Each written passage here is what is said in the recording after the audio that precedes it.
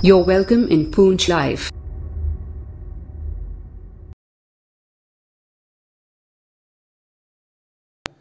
اعوذ باللہ من الشیطان الرجیم بسم اللہ الرحمن الرحیم شہر رمضان الذی انزل فیہ القرآن۔ تمام عالم اسلام کو ماہ رمضان کی آمد پر مبارکباد پیش کی جاتی ہے، اور اللہ تعالیٰ اس ماہ مقدس کے صدقے میں امت مسلمہ کی حفاظت فرمائے اور ہر آفت مصیبت بیماری سے محفوظ رکھے۔ ماہ مقدس جب جلوہ فغن ہوتا ہے تو اللہ رب العزت کی جانب سے شیاطین کو قید کر دیا جاتا ہے، جنت کے دروازے کھول دیے جاتے ہیں اور جہنم کے دروازے بند کر دیے جاتے ہیں۔ اس ماہ مقدس کے اندر خصوصی رحمتوں برکتوں کا نزول ہوتا ہے رب کی جانب سے۔ اس میں اضافی طور پر مسلمانوں کو اللہ کی بندگی عبادت کا مزید موقع ملتا ہے، جیسے کہ نماز تراویح کا اہتمام اور سحری کے وقت اٹھ کر کے نماز تہجد پڑھنے کا موقع مل جاتا ہے۔ قرآن مقدس کی تلاوت کا کثیر تعداد کے اندر پڑھنے کا موقع ملتا ہے، ذکر و اذکار،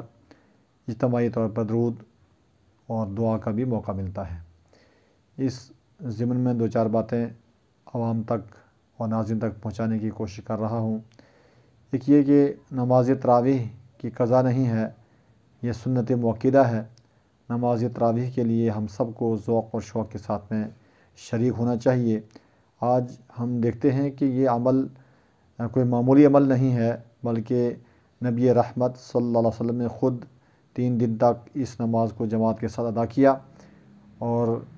چونکہ مکمل طور پر ادا کرنے سے،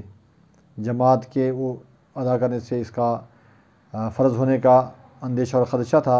اسی لیے نبی مکرم صلی اللہ علیہ وسلم نے اس کے بعد میں مداومت نہیں کی، بلکہ صحابہ کرام نے اس نماز کو مکمل طور پر ادا کیا ہے۔ خلیفہ دوم حضرت فاروق اعظم رضی اللہ تعالی عنہ نے اپنے دور خلافت کے اندر تمام اس نماز کے پڑھنے والوں کو ایک امام کے پیچھے حضرت ابی بن کعب رضی اللہ تعالی عنہ جو صحابی رسول ہیں ان کے پیچھے نماز کے لیے جمع کیا، اور تب سے اس نماز کی مکمل طور پر جو ہے ادائیگی کی گئی ہے۔ آج ہم دیکھتے ہیں کہ لوگ نماز تراویح کے اندر شامل ہوتے ہیں، اس میں عجلت سے، جلدی سے رکوع و سجود کا احتیاط کم کیا جاتا ہے، بلکہ جلدی کے ساتھ میں نماز ادا کرنے کی گویا کہ ایک بوجھ سمجھ کر کے اس کو ادا کیا جاتا ہے۔ ہماری گزارش یہ ہے کہ نماز چاہے وہ تراویح کی ہو، سنتیں ہوں، نوافل ہوں، قرآن مقدس کی اگر آپ احکامات کے تعلق سے سماعت کریں تو وہ یہی ہے کہ نماز ہی ہے، اس کو اللہ کے خوف سے، ذوق سے، شوق سے، خضوع اور خشوع کے ساتھ میں جو ہے ادا کرنی چاہیے۔ اس کو بوجھ سمجھ کر کے جلدی طور پر ادا نہیں کرنا چاہیے۔ اور اسی کے ساتھ میں اکثر مساجد کے اندر ماہ مقدس کے اندر قرآن مقدس جو ہے نماز تراویح کے اندر سنایا جاتا ہے، وہاں پر بھی ہم سمجھتے ہیں کہ حافظ کو، امام کو اس پر کافی پریشر کیا جاتا ہے کہ جلدی پڑھیں، زیادہ پڑھ لیا، ٹائم لگ گیا۔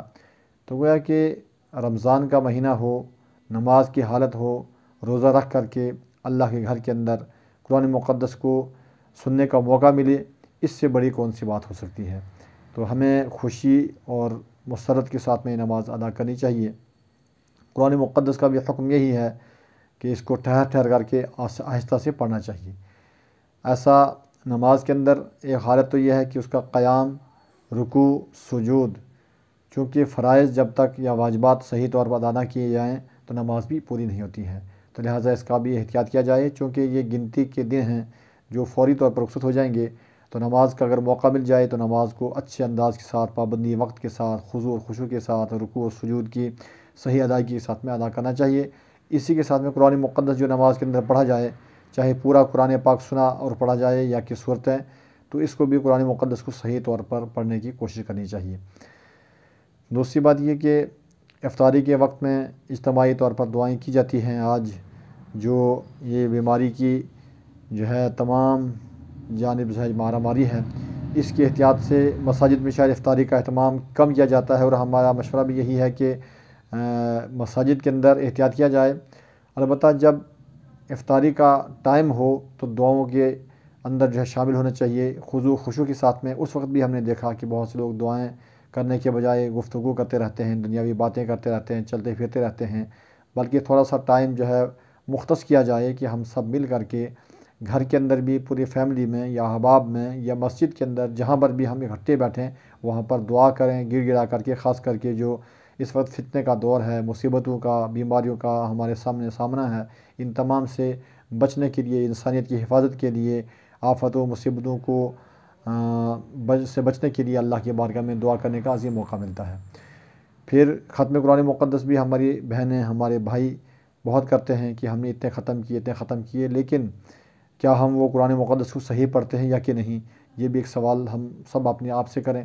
قرآن مقدس کو زیادہ پڑھنے کے بجائے اچھا پڑھا جائے، صاف پڑھا جائے، ستھرا پڑھا جائے اور سمجھا جائے، اس کے احکامات کیا ہیں اس پر عمل کیا جائے، یہ اس کا قرآن مقدس کا مقصد ہے پڑھنے کا، تو اس پر بھی ہم توجہ رکھیں۔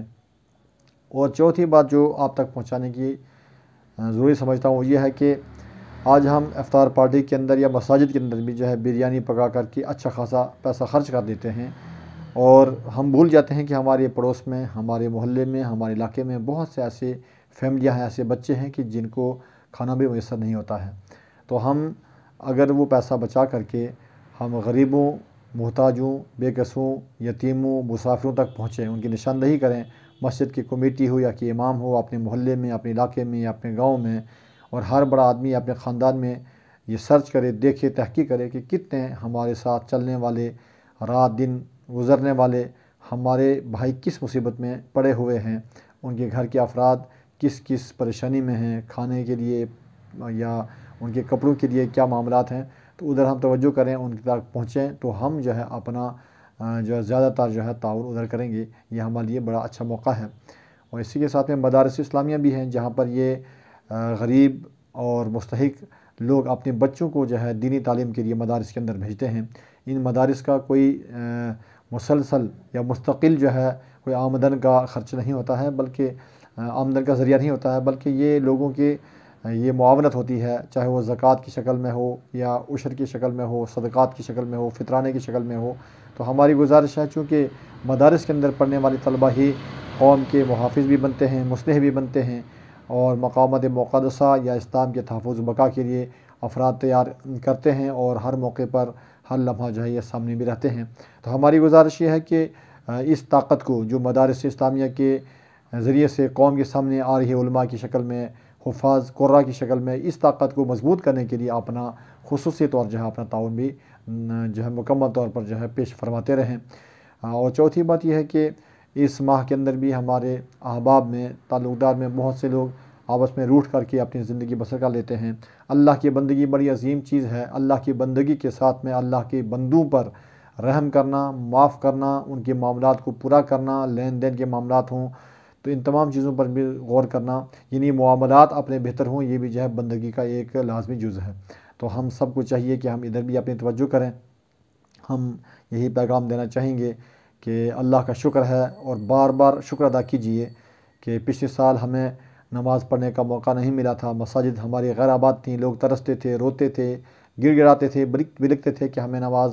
کے لیے جو ہے مسجد میں جانے کا موقع ملے، لیکن پہرے لگائے گئے تھے، ہماری گلیوں میں، راستوں میں دروازے بند کیے جاتے تھے، لوگ جو ہے بیچارے وہاں سے واپس آ جاتے تھے۔ تو آج یہ موقع اب اللہ نے دیا ہے، ہمیں مسجد میں جانے کا کوئی رکاوٹ نہیں ہے۔ اللہ تعالی ہم سب کو مسجد میں جانے کے لیے قبول فرمائے۔ ہم ان نوجوانوں سے گزارش کریں گے کہ جو ابھی تک غافل ہیں یا مصروف ہیں دنیاوی کاموں کے اندر، اس کو ترجیح دیتے ہیں کہ وہ جو ہے سارے کام چھوڑیں، دنیا کب تک ہمارے ساتھ چلے گی، دنیا سے تھوڑا سا اپنے آپ کو پیچھے رکھیں، تھکاوٹ میں انسان رہ کر کے بندگی نہیں کر سکتا ہے۔ تراویح ہم سے چلی جائے گی، پتہ نہیں چلے گا، زندگی ہماری ختم ہو جائے گی، پتہ نہیں چلے گا۔ میری نوجوان حضرات سے گزارش ہے خصوصی طور پر کہ آپ اس ماہ کے اندر بالخصوص نماز کی پابندی کریں، اور اس کی برکت سے انشاءاللہ ہماری زندگی میں جو ہے نمازیں قضا نہیں ہوں گی۔ تو اس کا بوجھ نہ سمجھیں یا بہت بڑا کام نہ سمجھیں، مشکل کام نہ سمجھیں، بلکہ بالکل آسان کام ہے۔ تو یہ اپنے دل و دماغ کے اندر یہ مکمل طور پر جو نقش کر لیں کہ دنیا بھی چھوٹے گی، اور دنیا کے اندر جو کچھ ہم کما رہے ہیں، مکان ہو، دکان ہو، ملازمت ہو، سیاست ہو، یا یہ تمام چیزیں ہوں، مال و اسباب یا اولاد، یہ سب ہم سے چلی جائیں گی اور ہم بھی چلے جائیں گے۔ تو وہاں پر قبر کے اندر انسان تنہا ہوگا، وہاں پر کوئی چیز کام آنے والی نہیں ہے۔ شدت سے اس چیز کا احساس ہوتا ہے کہ مسلمان ہو کر کے پھر وہ اللہ کی بندگی سے دور رہے، نمازوں سے دور رہے اور فساد کرے، انتشار کرے، یہ اپنی زندگی کو ضائع کرنے کا ایک بہت عظیم گناہ ہم کر رہے ہیں۔ یہ زندگی بڑی عظیم ہے۔ اللہ رب العزت نے انسانوں کو، جنات کو اپنی بندگی کے لیے پیدا کیا ہے۔ تو ہم سب یہی پیغام آپ تک پہنچانا چاہیں گے کہ آپ اور ہم سب کو چاہیے کہ ہم قوم کو مذہب کے ساتھ وابستہ کریں، تاکہ جتنا ہم مذہب سے وابستہ رہیں گے تو جو آج آپ نے دیکھا ہوگا کہ بہت سے لوگ عجیب قسم کی دنیا کے اندر پیدا ہو چکے ہیں، جو کبھی عظمت قرآن پاک پر حملہ کرتے ہیں، کبھی نبی مکرم صلی اللہ علیہ وسلم کی ذات پر اپنی جو ہے گندی زبان استعمال کرتے ہیں، کبھی اسلام کو نشانہ بناتے ہیں، کبھی نبی مکرم صلی اللہ علیہ وسلم کی آل اولاد ازواج اہل بیت کی تعظیم اور تقدس کو، فضیلت کو بھی جو ہے نہیں سمجھتے، بلکہ اس پہ نشانہ بناتے ہیں۔ تو ہمیں اس فتنوں کی دور کے اندر جو ہے قرآن مقدس کو تلاوت میں لانا چاہیے، اسلام کو پڑھنا چاہیے اور اپنے آپ کو عملی طور پر اسلام سے وابستہ رکھنا چاہیے۔ اللہ تعالی ہم سب کو دو جہاں کی عزت و مستفیض و مالامال فرمائے۔ نماز جمعہ کا اہتمام ہو، تراویح کا اہتمام ہو، 5 وقتی نماز کا اہتمام ہو، قرآن مقدس کی تلاوت کا ذوق و شوق ہو، یہ پیغام عام سے عام تک پہنچا جائے۔ ہم اس موقع پر جو ہے اپنے یہ میڈیا کے جو ہمارے بھائی یہاں پر تشریف لائے ہیں، پونچھ لائیو، ان کا بھی میں شکریہ ادا کرتا ہوں کہ یہ بھی جو ہے لوگوں کے فلاح کے لیے اچھا کام کرتے ہیں۔ مجھے یقین ہے کہ جب یہ ہماری اس پیغام کو یا اس کے علاوہ مساجد یا مدارس مکاتب سے جو پیغام قوم کے لیے پیش کیا جاتا ہے مذہبی طور پر، اس کو نشر کریں گے، انشاءاللہ تعالیٰ ان کو بھی اس کا بہتر صلہ ملے گا۔ ہم ان کا شکریہ ادا کرتے ہیں۔ اللہ تعالیٰ اس پوری ٹیم کو اور اس کے ساتھ وابستہ افراد کو دو جہاں کی رحمت سے مستفیض و مالا مال فرمائے۔